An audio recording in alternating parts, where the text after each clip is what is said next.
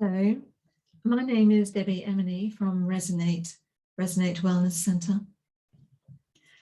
I'd like to talk to you today about another tale from Holographic Dimensional Healing. Before you listen, I would invite you to watch the explanation video on Holographic Dimensional Healing. This will give you a better understanding of what is happening within these sessions and how it works. In this session, I would like to take you to Victorian England. The client lives in America. We had never met. We had never spoken. All I had was an email with a request to look at any blocks to her moving forward in her life. That was all I had to go by. And that's enough. It's enough to connect with the holographic resonance in the body using the tuning forks and other vibrational instruments as and when needed. The uncanny similarities the client reported in her feedback after this session are absolutely astounding.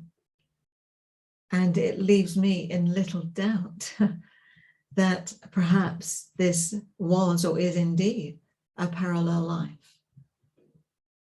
It is the most powerful parallel life that I have worked with to date. And this is currently January 2021. I have written up some notes from the session as there is so much that happens within them. And I will be reading some of the notes. The client will be referred to as Annabella. I started off chiming the tuning forks, as always, along the holographic resonance of the client's body, and was drawn to move over the top of her body. Now that's somewhat unusual, whereas usually it is on the sides. Although being on the top of the body, I don't think it had any difference whatsoever into anything that came through. I identified a number of concerns. I identified a lot of tears and also disconnection from self or source. The instrument moved over the legs and the abdominal region. And there was a sickly feeling in the stomach at that point. The shoulders felt very burdened, more on the right side than the left. And the tuning fork moved towards the throat with the messages that she needed to speak her truth, as the barcodes conveyed that she had been restricted and that it was time for her now to reclaim her own power and energy. Numerous phrases came through as I connected with the barcode. And one of them was that she was asked to look at her true identity. Who is she? What does she want to do? Where is she going? And they were the questions that she had asked me to find out for her. The barcode relayed to me that there's a very creative side of her that was longing to come out. But these barcodes needed to be cleared before we went any further, because it strongly felt that this energy had come in with her, likely from a past life, and had been built upon further. I asked the universe and the energies to show me who, what, when, and where these energies came from. And I began to see an image of what was specifically told to me as being Great Britain, not England, not the UK. The term was Great Britain. And it looked like Victorian times. I saw rows of tall terraced houses and horse and carriages trotting over cobbled streets. The lighting was dim, and it looked similar to as if you were looking at a sepia photograph, that brownie sort of sense about the photograph. That's what I could see in it. I asked Annabella on the recording, because she was not there in front of me, I asked her if she liked the Victorian era, the clothing and the way of life. Holographically, energetically, I received her messages. I knew the individual I was connecting with in this Victorian era was from, I assumed at that time, a past life. I knew she was there.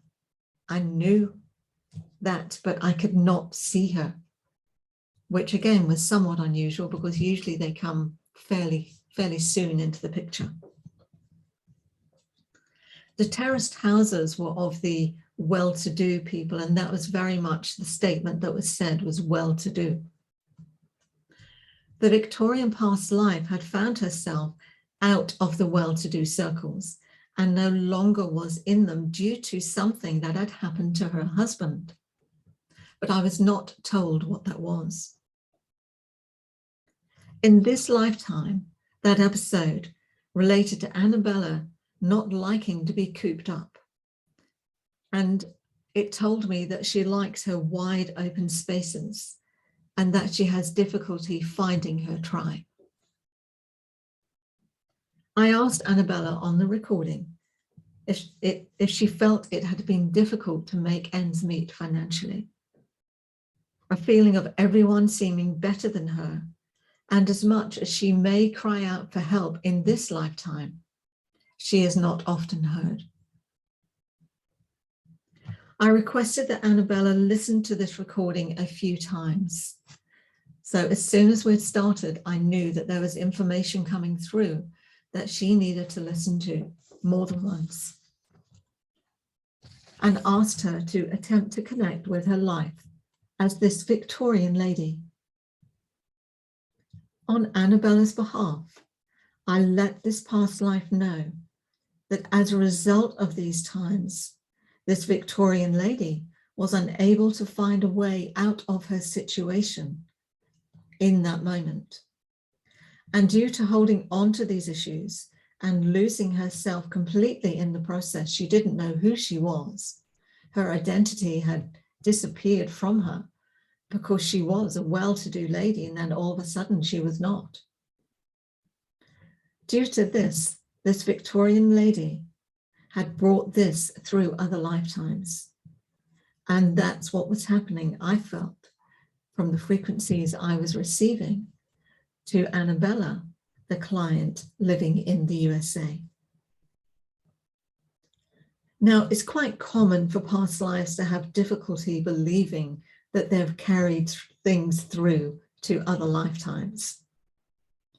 And as I conveyed this message to the Victorian lady, who I still could not see but knew was there energetically, she told me that she didn't believe any of that I had said, called me crazy, and said it was some kind of witchcraft. She was very adamant in her wording. So they were the words of this particular Victorian lady I was connecting with through frequency, sound, and vibration using a tuning fork. With a continued chiming of the tuning fork and the barcodes beginning to dissolve, the Victorian lady started to consider the what ifs. And by that, I mean she was thinking about, well, what if this was true? What if she did take these unresolved situations through to other lifetimes? And I heard her asking me, what could she do about it? What could she do to change it? She came across as a very intelligent lady who simply found herself in this situation in Victorian England. As the barcode softened, I asked her to release her pain and suffering in whatever form it may take. And immediately I saw many, many birds flying out of her body, releasing all that had been holding her back in that lifetime. as she herself began setting herself free. At the same time, we asked for other sentient beings to come through to surround her with love and light and colors, and to send her vibrational information of who she is on an energetic level, letting her know that this is just a suit she was wearing in that lifetime, in this lifetime we are in. And that suit can feel very heavy at times. As the birds flew away and the love, light and colors came in, I got my first real sight of this Victorian lady. She had been sitting down on the curbside all this time. I knew it would be emotional for Annabella to hear all this, and asked her on the recording, as she listened back to it, to let it go, to release these emotions, as they too needed to be set free within her own physical body. On the recording, I left a message to Annabella saying that it could well bring up tears, but it was perfectly all right, and just to let the tears flow.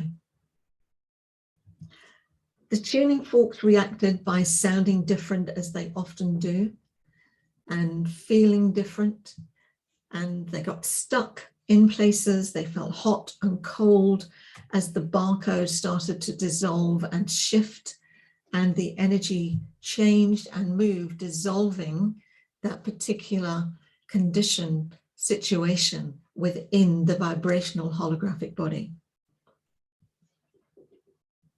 I saw the Victorian lady as looking at me, being more present. Her energies had increased. She began to start to stand upright in her own power and said to me, "What do I need to do now?" And began berating herself for not knowing about this before. Yet was unsure of just where to begin. It all seems insurmountable to her. The tuning forks began to chime still over the top of Annabella, her holographic body that was on my treatment bench in my room. We were not physically connected, only holographically, energetically. The barcodes felt very thick and heavy, and I often get humor coming through with these things. And that came through as a message in the pattern of Wizard of Oz, of follow the yellow brick road. And the message to Annabella was, follow the heart, it will lead. Follow the heart, it will lead. Follow the heart, it will lead.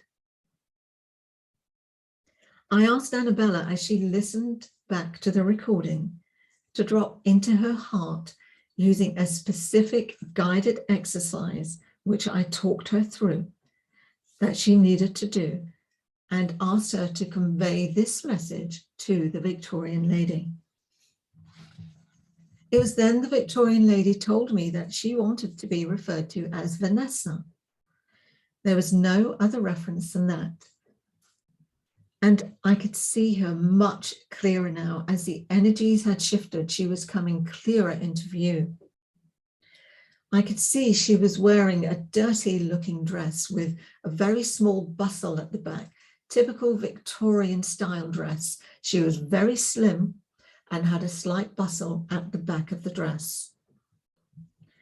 She told me that even though she has ability, passion and purpose, she had a reason to be where she was. She had a reason to be sad. And her reason was to get sympathy. Because being sad for herself in the situation she was put in, when others felt sympathy for her, it vindicated her sadness. Annabella was asked to explore her own reasons and motives for staying stuck, and her reason for not moving forward. Obviously, finding the reasons can often open up so many internal doors, and that in itself can break lifetimes of patterning. As the barcodes dissolved much further, Vanessa, the Victorian lady, became so much stronger. and was no longer feeling sorry for herself. She was absolutely started to get on a mission and was going to find a way to get through this. She said to me that she will do sketches to see if she can sell them. She would offer to sketch people that were passing by. And her words were, "I will shine shoes if I have to." So she told me she would do whatever it would take to pick herself up from the gutter, which is exactly where I found her. But I didn't say this earlier on the recording for the potential of really triggering Annabella. But now the energies had cleared and Vanessa was stronger, I felt it was safe to say this. Vanessa was thrown out from her well-to-do housing due to something that had happened to her husband. I could see her at the old London Bridge, crossing over the road towards the bridge. It was still somewhat twilight looking. It was still somewhat sepia looking. And she began walking across the bridge to the left, walking down the steps, walking somewhat under the bridge, where she began washing her clothes. Now, I have never seen that London Bridge. I've only ever been to London myself once, maybe twice. So I really don't know a great deal about London. Vanessa then told me that she had a sister who lived a bit further away. She didn't say where, but I got a sense that it was in a more country setting. Vanessa also told me that she had been too busy feeling sorry for herself, that she didn't want to approach anybody to ask for help. In an instant, she left, making her way to her sister's house, knowing that she might not get a warm reception, but had decided to ask her sister for help. The message came through for Annabella not to be proud and stubborn and to ask for help herself. It was at this point that it came to me that there wasn't any trauma involved in that other than Vanessa, the Victorian lady, being ousted from her well-to-do housing. And it came through me that perhaps this may be, the words were a concurrent life, which is also known as a parallel life, that Annabella is living now, which means the two of them are running side by side. Now, there's no proof of this, of course, but that's just what came through me. And it's simply what it felt like from my experience of working with my own holographic dimensional healing modality. Vanessa had virtually disappeared from the image and had gone to her sister's to draw, paint, do whatever was needed to get the life she deserved. I was left standing by London Bridge in the twilight, watching the horse and carriages go by. The thick and heavy barcodes in Annabella's abdominal region almost completely cleared and felt lots better, lighter and brighter. And that particular session continued with my guiding Annabella through creating her new future in this lifetime. Now, as I said at the start of this, that in itself does not sound like a very exciting holographic dimensional healing session. But just listen to what comes next. Annabella's feedback. This is word for word what she said to me. Annabella being the client in the USA. I started listening to the recording, but had to stop for a bit because I became emotional while listening. I'm about 30 minutes in. When I resume, I'm going to start from the beginning. Now, you may recall me saying that on the recording, I said to Annabella, let the tears flow. And that was approximately 30 minutes in.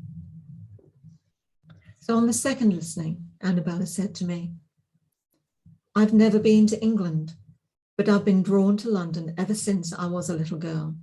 I was born and raised in New York. I moved to California as an adult many years ago. I've known for a long time that I not only lived in England, probably London, but sensed a deep connection and sadness to or from Victorian times. I had a very strong feeling that lifetime, which I felt was probably lived as a woman, was significant to me now. It seems like it's one of many that are significant to me now. Annabella says, the name Vanessa has always felt like it should be important to me, and I never knew why. I've been drawn to Vanessa's period of time and townhouses for a long time. I've been fascinated by the clothes. I knew I lived back then and had unresolved issues that were affecting me now. And again, remember, I asked Annabella that question on the recording. I've always felt like there was at least one, probably more, past lives or concurrent that were playing out in my life now. I knew one had to do with someone that didn't have money or status, but felt like she should have had or deserved to have that. It felt she was doing well or okay in life, but something happened and she struggled afterwards. And that's exactly what happened in this case. Annabella says, you mentioned birds flying away from her. And I saw birds while I was lying down during the session, while it was happening real time. I wasn't sure if it's a hawk or an eagle. I guessed because it could have been any bird. I just knew it was a bird. I saw a quick flash of the beak and the head, and then it disappeared. So this is what can happen in the sessions. The holographic resonance, we are absolutely connected in that same time and place, regardless what time you are listening to it in. And if you may recall also, I mentioned that Vanessa went to say that she was going to sketch. Annabella says, I paint and draw for a hobby. I don't know if I'm any good at it. I haven't done it in a while. Been drawn to do it again. I wonder if someone was encouraging me to do that. Maybe it was Vanessa. My life has been very difficult, as I'm sure you saw, and your session made perfect sense to me. You're right about a lot of things. I am very creative. I think Vanessa and I share more than I realized. I do think more of her life has influenced mine than I realized until today. I knew I had brought a lot of things from the past into this life and had been telling the universe that I needed to let go of all these unresolved things, both from the past in this life. And she thanked me for helping with that. Vanessa said, I've been visualizing a few things lately, mostly my future self. It's interesting that you picked up on that and keyed in on a new home for me. That's what I've been focusing on the most. She said, thank you for this gift and thank you for helping Vanessa too. But this goes even further than just the client confirming that what was picked up was true. This is where it gets really, really uncanny.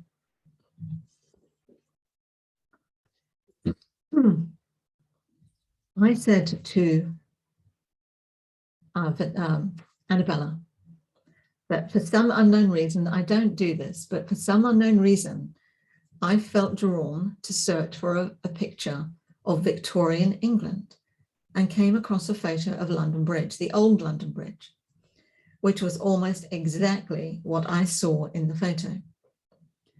And I was on the other side of that bridge, facing the side with the steps, hence the steps being to the left of me. I then decided, for some reason, to search Vanessa and Victorian England, and it came up with a lady called Vanessa Bell. I'd never heard of her. And as I looked about her, she was an artist that lived in Victorian England. Her husband was found to be gay. Now, in Victorian times, that was an absolute no-no. So we already have one huge synchronicity of a lady called Vanessa living in Victorian times, whose husband was gay. I'm not saying there's anything wrong with that. It's in Victorian times, that was an absolute no-no. So perhaps that's why she was outed from her her home, her well-to-do housing, I discovered that Vanessa Bell, the artist, later formed a sisterhood with her sister, Virginia Woolf. Both were artists. Vanessa illustrated Virginia's books. But Vanessa never felt good enough and never got the true recognition she deserved. So the similarities of what was picked up in the holographic dimensional healing session of Vanessa going to sketch and not feeling that she, or going to find her worthiness, I should say, not feeling that she was good enough at the time, and going to her sister's house with this sisterhood that she developed with her sister, Virginia Woolf, which I still don't know much about Virginia Woolf either. It's just so uncanny. But it goes more. Annabella's reply: I have always had the same reaction to the last name Bell that I do with the first name Vanessa. Both feel like they were significant names to me somewhere in the past.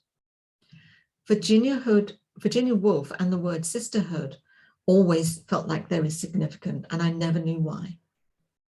One of the things I've always wanted to do, but never felt like I was good enough of an artist, is illustrate books, albums, and CDs. It's interesting that Vanessa illustrated Virginia's books.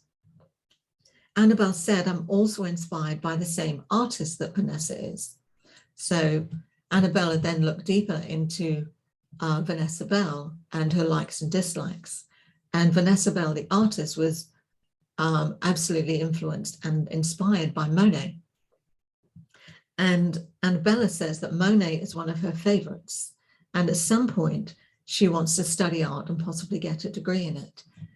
Annabella sent me one of her favorite photographs as well, which I believe was one of Monet's pictures of London Bridge, which again is so uncanny. Annabella said, I knew I lived a life that, surprise, surprise, was late 1800s, possibly 1950s or 60s. And that seemed to be significant to me in this life. I've never had the need to pick up where I left. I have had the need to pick up where I left off for most of my life. Of course, I had no real understanding of what or where I left off. I did feel that life was lived in Europe, probably England. I was extremely creative at that time, probably had influential friends, possibly traveled in influential circles, and had someone famous close to me, possibly a family member. Didn't know if the person was considered famous or not in that lifetime. Annabella said, I fully understand why Vanessa came through first. The deep knowledge I've always had that I lived at least one lifetime in England before, and the knowledge that this life was very much a continuance of the previous one, made it easy for me to see why she showed up and took center stage for acknowledgement and healing. I said I wanted whatever was keeping me from making forward progress to be my focus for the holographic dimensional healing session. And Vanessa showed up to be healed. And Annabella said, I'm very glad that she did. I would welcome your feedback on this particular session, and also the feedback from Annabella, the client. And yes, I have used the term concurrent or parallel lives, and Annabella has used a continuance of that life. Maybe so. We don't know for sure. But I think what we do know and can recognize within this session is that there were some deep, uncanny coincidences that are difficult to describe. So it makes me wonder what is being connected with through these holographic dimensional healing sessions. And this was a distant session, having never met the client, never spoken with her, with one sentence of her intention of what she wanted to know about or heal within this session. Thank you so much for listening. And if this inspired you, please do check out some of our other videos and like, share, and subscribe. If you yourself would like to experience a distant holographic dimensional healing, please reach me through my website. The details are below this video. Thank you for watching.